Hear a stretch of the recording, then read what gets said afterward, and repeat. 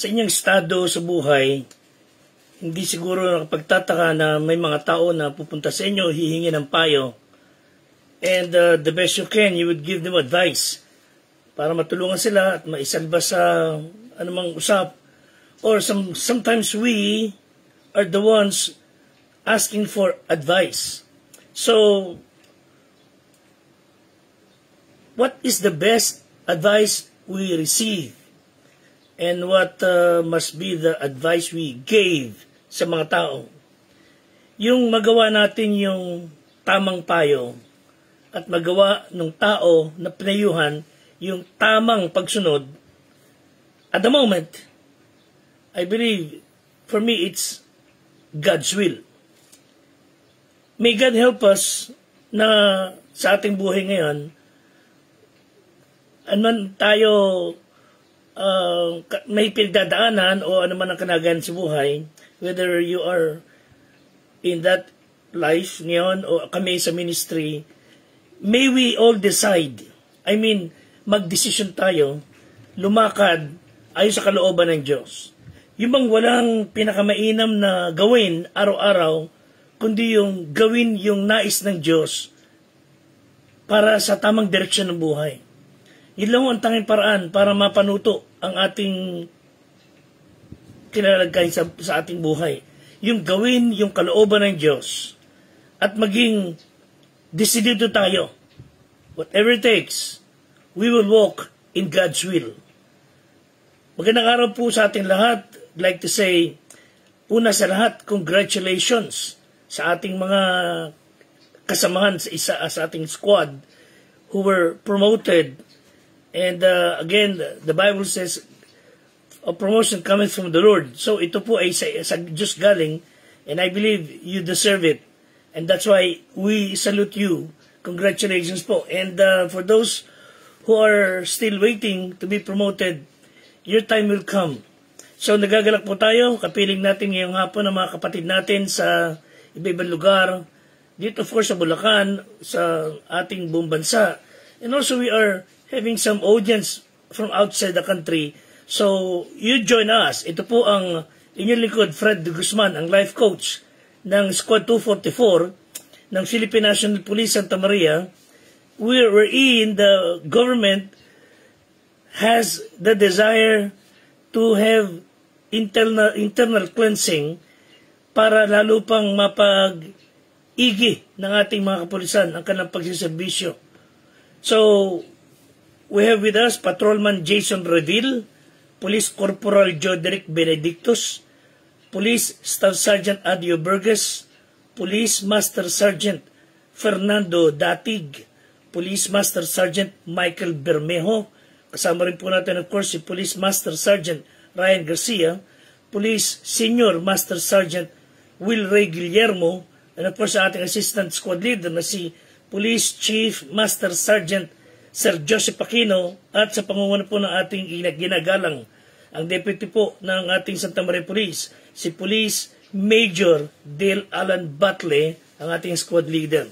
So kayo po ay kapiling namin sa aming regular na pag-aaral ng salita ng Diyos, and this time, may God help us, all of us, to walk in God's will. Again, the gist of what we are about to study is for us to be able to do what is right. Do God's will. Pag natutunan natin lahat yan, natutunan ng ating mga anak, ang tahimik na ating bayan, ang ating pong buhay ay giginawa, mapapayapa. So, tulungan tayo ng Diyos na huwag maging kabilang doon sa mga tao who are indifferent. Yung talagang walang interest na malaman ang gusto ng Diyos. What they are after is to do what they want. Wika nila, I am the captain of my soul. No, walang ganon. Walang magtatagumpay na tao sa ganong bagay. We need to submit sa kalooban ng Diyos for us to have a life that is pleasing to Him, life that is peaceful. Laging magkalabang kasi yung nais natin at nais ng Diyos. If we would always insist on doing what I want, tayo po ay on the road to destruction. So let us not be part of those who are indifferent. Secondly, not to be part of those insubordinate. Yung people would say, I don't want to know. Ayokong malaman ang kalooban ng Diyos. And I'm not going to do it. Wala sa interest. Then there are those who are totally ignorant. Nakakalungkot man, but there are people, they do not know God's will and they're not interested. But there are people whom we might say successful sa buhay, hindi matagumpay dahil sila mapera, maraming bagay na nakamit sa buhay. No. Success means, in the Bible way, is finding God's will and doing it. Malaman natin ang kalooban ng Diyos, and you did that, you are a successful person. So kailangan natin maintindihan mga kapatid, dalawang bagay. In walking in God's will, we must have a knowledge of what God wants us to do. Ano yung gusto ng Diyos na ipagawa sa atin? Ano yung gusto ng Diyos na ipagawa itong araw na to, bukas? So what God wants us to do, secondly, may we have the power to do it. So nalaman mo kalooban ng Diyos. Secondly, may God give us the power that we be able to do His will. Una sa lahat, nais kong share sa inyo, Jesus is the pattern. He is the pattern. John 17 verse 4, sabi ng Panginoon sa ating Ama sa langit, I have glorified Thee on earth, I have finished the work which Thou gavest me to do. Ang sarap po ng ganong bagay na you have accomplished your mission. For example, you in uniform, you have done your duty. You have protected the community. Diba? You have served your country. Ang sarap sa pakiramdam. Sabi nga ng Bible, desired, accomplished, is sweet to the soul. That's why you are being promoted. So, kay inam na dumating tayo sa dulo ng ating buhay. Bago tayo malagutan ng hininga, we will have the audacity to say, Father, I have glorified You in my life. I have finished the work that You have given me. So, para magawa natin to, magawa ang kalooban ng Diyos, sundin natin yung ginawa ni Kristo. And we are able to do it. He will empower us. Yung plano ng Diyos Ama para sa Diyos Anak, inihiwalay niya ang kanyang anak for the very purpose of dying on the cross. He has that one mission to seek and to save that which was lost. Nagkatawan tao ang Diyos sa katawan ni Yesu Kristo with one purpose, to die for you and me. At nangyari po yun. Ang sabi ng Panginoon sa John 17:19, I sanctify myself. To be sanctified, meaning to be set apart for the purpose. So, God helped me to be sanctified. Tayo mga Kristiyano, i-separate mo ko sa bagay na mali. Put me in that thing of doing your purpose para sa araw na to. Laging ganun. So, to do only the will of God. At hindi sasala ito sa ating sinupan tungkulin. Tayo mga Kristiyano, mga kapatiran, hindi po sasala ang kalooban ng Diyos sa ating araw-araw na buhay. In fact, lilinisin niya ang ating pagkatao. So, He was able to do out of intimate relationship sa kanyang Ama, siya bilang anak. He was able to do the Father's will because of His intimacy. Masyado siyang malapit sa ating Ama sa langit. So for us to be able to do God's will, always take note of having that intimate relationship with Jesus Christ. Verse 21, upang silang lahat ay mag-iisa na gaya mo, Ama sa akin at ako sa iyo, so that they also may be one in us. So knowing the will of God means knowing God and walking intimately with Him, tulad ni Kristo sa kanyang Ama. So He is the pattern. Walk intimately with the Father. Tayo naman lumakad ng mas malapit. Kapiling ang kalooban ng Diyos. Gagawa lagi ng tama. Secondly, He is our purpose. We will comply, we will do our duty, lahat ng bagay na gagawin natin, one purpose, to glorify Him. So, wala naman tayong sinumpang tungkulin na mali. So, He is the purpose of serving. Si Kristo, pinabanal niya kanyang sarili, inihiwalay niya siya ng Ama for that purpose of dying on the cross, and He desired for us to be sanctified or to be set apart as well for the purpose of doing His will. Doing what is right. John 17:21, upang ang lahat ay maging isa, na gaya mo, Ama, sa akin, at ako'y sa iyo, na sila'y suma sa atin, upang ang sanlibutan ay sumampalataya sa na ako yung sinugo. At ang kalwaltian sa akin binigay mo, ay ibinibigay ko sa kanila, upang sila'y maging isa na gaya naman natin na iisa. So that's our purpose, that the world might believe in Jesus. Makita sa atin, iba kilos nitong taong ito. Iba ang kanyang paninindigan. Iba ang kanyang disposisyon. God must be working in him. So, pag nakita ng tao yung ganung bagay, they will glorify the Lord. So, when we are looking for God's will, we need to find and do things that would point to Jesus. That we will do the best we can, our duty, we will do the best we can, the things we need to do today, so that people may see Jesus in us. Na yung ginawa mo, ang magsasabi, gusto ko yung taong yun. Ano kaya naging dahil ba't napakatino ng taong yun? Marahil ang Diyos kumikilos sa kanyang buhay. And that would give Him glory. Not only He is the pattern, the purpose, He is the power. So it's not enough. Listen, hindi lang dapat, hindi sapat na malaman natin ang kalooban ng Diyos. We must be able to do the will of God. So the good news is, the same God who calls us, the same God will enable us and lead us in doing His will.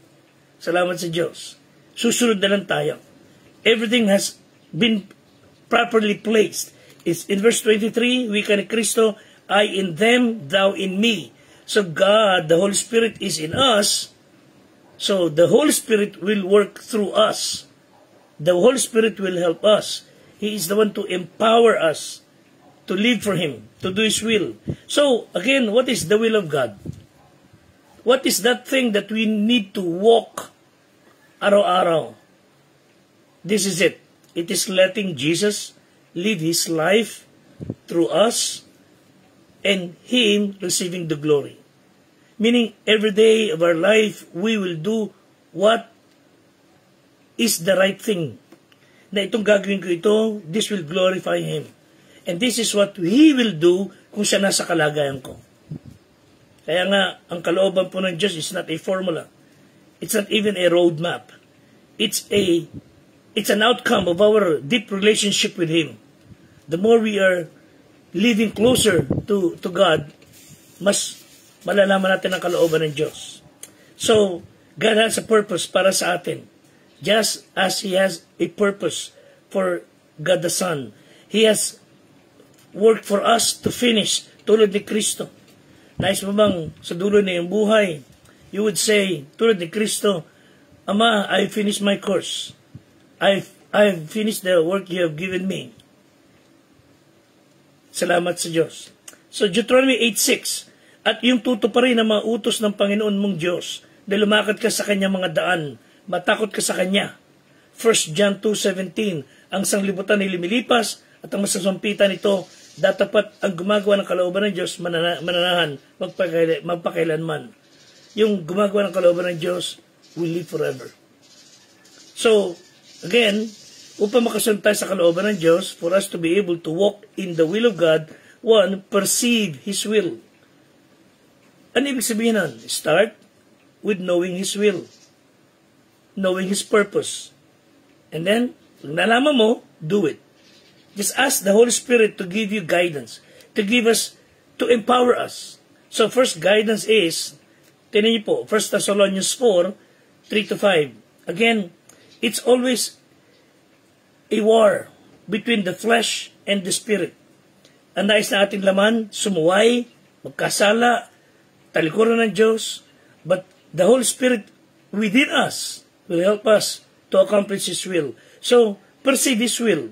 Ito dapat natin unang munang gawin.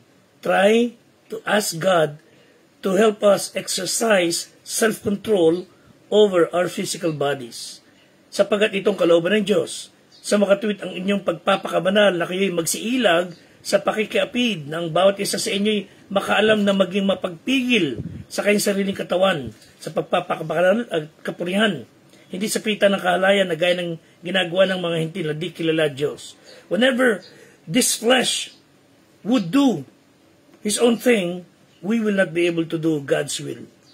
Pero kung masusupras natin ito at sasabihin natin, Panginoon, give me power to control myself and empower me to obey your will, magtatagumpay tayo. So pursue His will. Secondly, persevere in God's will. So walking in God's will not be easy. It's always very hard. Laging may balakid, laging may abala. But since that is the best thing for our family, for your work, for our life, because we want the best for all of us, kahit mahirap, napag-training nga tayo sa course natin, napagdaanan naman natin lahat ng problema, ngayon pa ba tayo susuko? So persevere, magsumikap tayo. May mga kalaban ang paggawa ng kalooban ng Diyos, informations, events, that is direct contrary sa salita ng Diyos. Some people would influence us, some popular TV shows, they would romanticize, rationalize adultery, mga social media would spread hate, would spread fake news, and those who are offering us get-rich-quick scheme would tempt us na i-invest ang inyong sikapang pinag-ipunan, and then later maluloko lang tayo. And there are also false ideologies that would lure yung mga kabataan and even us adults na madadaya ng mga filosofiya. So we must be very careful. So para maproteksyonan natin ang ating sarili, we have to consciously make a decision na bawat araw, Panginoon, tulungan mo ko ngayong araw na ito lumakad sa kalooban mo. Help me to obey and do your will today. Hebrews 10:36, sapagkat kayo nangangailangan ng pagtitiis upang kung inyong magawang kalooban ng Diyos, magsitanggap kayo ng pangako. Again, it's very hard, but it's not impossible. God will reward you for doing His will. Not only perceive His will, persevere in His will, pangatlo, pursue His will. And this requires a conscious decision that I will surrender my will to God's will. Not my will, but His will be done. So it involves faith. It involves trust that His will for us is good. Na kalooban niya is pleasing and perfect. And to be happy, hindi natin sasayangin yung oras natin for selfishness. And we will be anxious to do the will of God. 1 Peter 4, 2-3, ito po sinabi, upang wag na kayong mabuhay sa laman sa inyong nalalabing panahon sa masamang pita ng mga tao, kundi tayo mabuhay na sa kalooban ng Diyos. Iset aside na natin yung mga tawag ng laman, yung kahalayan, sapagkat sukat na ang nakarang panahon upang gawin ang hangad ng mga hintil. Lumakad sila sa kahalayan, sa masamang pita, paglalasing, kalayawan, kayamuan, kasuklam-suklam na pagsamba sa ibang mga Diyos. It's high time to serve God, the Lord Jesus Christ, and obey His word, ang salita ng Diyos. So we have enough evil na nag-influence sa atin to live a godless life before. Immoralidad, pagnanasa, pagwawalwal ng buhay, wild partying, walang respeto sa Diyos, kawalang pagpapahalaga sa kanyang salita. Those are the days na sinasabihan tayo ng Diyos, enough. Enough for those. You start walking in God's will. So ang hamon sa atin, discover God's will and do it. So, we might be confused in discovering or making sure kung yung bagay na yun sa kalooban ng Diyos. So, isang tanong how can I be sure if this is the will of God? Of course, may guide tayo. One, through the scriptures. It's the Bible. Psalm 119, 105. Thy word is a lamp unto my feet, light unto my path. You will never know God's will aside from the word of God. Kailangan natin ang salita ng Diyos. Pinaka-basic principle, guide, is doing God's will ayon sa sinabi ng Bible. So, gawin natin ang nais ng Diyos para maluwalhati siya. And to disobey is to reject His word. Mga prinsipyo na kalagay dito, kailangan natin sundin. Mga simpleng bagay. Huwag niyong gagawin ng masama. Huwag niyong paghangaran. Huwag niyong imbutin na hindi sa atin. Huwag nating nasain yung hindi nakakaluwalhati sa Diyos. So, through the scriptures, walang malaking signboard that would large enough para malinaw na mali natin maging gabay sa atin. No. You must know the rules of the road. Para kang driver, follow the signs. Tingnan niyo yung mga signs sa paligid. And use all your best judgment combined with discernment, the guidance ng Holy Spirit. So, through the scripture. Secondly, through the Spirit of God. Kaya nga, Lord, sa maghapong ito, guide me.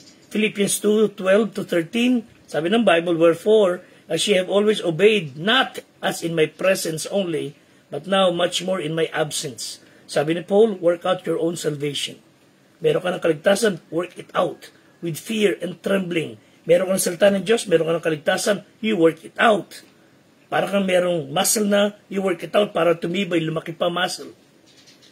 Sapagat ang Diyos ang gumagawa sa inyo maging sa pagnanasa at sa paggawa ayon sa kanyang mabuting kalooban. So the Holy Spirit will tell you, this is what you need to do. Don't do that. This is what you need to do. So be guided by the Holy Spirit. And He will always be there as a still small voice. Just try to be conscious. So it will not always be a feel-good experience. Pero mga kapatid, sabi ng Proverbs 16:9, ang puso ng tao ay kumakata ng kanyang lakad, ngunit ang Panginoon ay nagtutuwid ng kanyang mahakbang. Let the Holy Spirit to direct your path. You're making your plans, pinag-iisipan niyo mabuti, and in the process, you stay open. Lord, this is my plan for today, but not my will, but your will be done. So, by doing so, ang Diyos kikilos sa ating mga puso. Sa liwanag ng kasulatan, so the inner prompting of the Holy Spirit is crucial. And Proverbs 20, verse 24, ang lakad ng tao ay sa Panginoon. Paano nga mauunawa ng tao kanyang lakad? So when you are walking in God's will, people may not understand it. Hindi nila maiintindihan yan. Bakit? Sa Panginoon yung lakad mo . Hindi nila alam yun . Pero you are not here to please them. You are here to please Him. And if you please Him, even your enemies will be at peace with you. Yan sabi ng Bible. So when all is said and done, you will say, honestly, hindi ko man to, Lord, tiyak kung anong bagay itong aking tinatahak na ito, but I know this is your direction, I will obey. So, through the saints, may mga tao na pwede kang mabigyan ng payo, mga Kristiyano mga taong may takot sa Diyos. You should not listen to those who are weird-looking guys na nagkulubong, may mahabang long hair, hippie, may tungkod, may mga nakasabit sa kanyang mga damit, or mga nakabihis ng kala mo maka-Diyos, sasalta ng mga salitang out of this world. They would say, ako ang tagapagligtas, ako ang dadaanan nyo, hindi kayo makakartisan if you not pass through me. Those are stupid things of some so-called retarded ang kaisipan. Those are not the ones whom you need counsel from, but you need people who knows the Lord Jesus Christ, simpleng mga tao, but living what the Bible says. Hindi mga tao na nasa pulpito, nangangaral, lalabanan ng gobyerno, lalabanan ng ang katinuan, magkakamalampero mula sa mga taong pagka naibigan niya mga babae, pagsasamantala nila. nagpayaman, pagka nabulgar ng kalokohan, magtatago. Those are not the ones you should listen to. You need the saints of God, people who knows the Bible. Mga wise and trustworthy counselors are persons who want for you only what God wants you to do. Hindi yung gusto ka lang sapagat may nahihita sila sa iyo. May nakukuha silang pakinabang sa iyo. Kapag wala silang napakinabangan sa iyo, iiwanan ka na lang nila. No. But people who are trustworthy, people who knows God personally, and such person will stay objective. They would listen carefully sa iyong sasabihin, and they would answer slowly.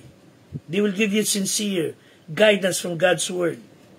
And then, through the stillness of the heart, whenever you need God's leading, you just say, Lord, just give me this peace of mind.